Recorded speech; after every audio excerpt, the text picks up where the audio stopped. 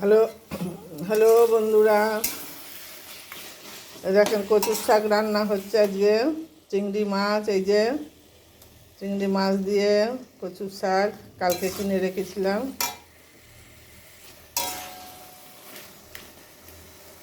এই যে চিংড়ি মাছ বড় হয়ে আছে, ছোট চিংড়ি না একদম বন্ধুরা। এই দেখেন কোনো কিছু মশলা দিইনি কিন্তু, এতে কাঁচা লঙ্কা, এই যে কাঁচা লঙ্কা, আর এই যে বন্ধুরা দেখুন কালো জিরে আছে, দেখতে পাবেন কালো জিরে সোমবারে দিয়ে, কাঁচা লঙ্কা দিয়ে, আর এই চিংড়ি মাছ ভেজে রেখেছি, তাই কচুর শাক হচ্ছে। আর লবণ মিষ্টি তো আছে, হলুদ লবণ মিষ্টি, এমনি মশলা কিছু দেওয়ার আমরা দিই না কচুর শাকে।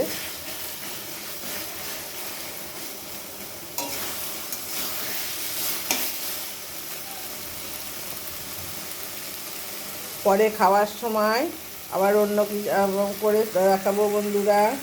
এই যে আমি চাপা মুখার্জি।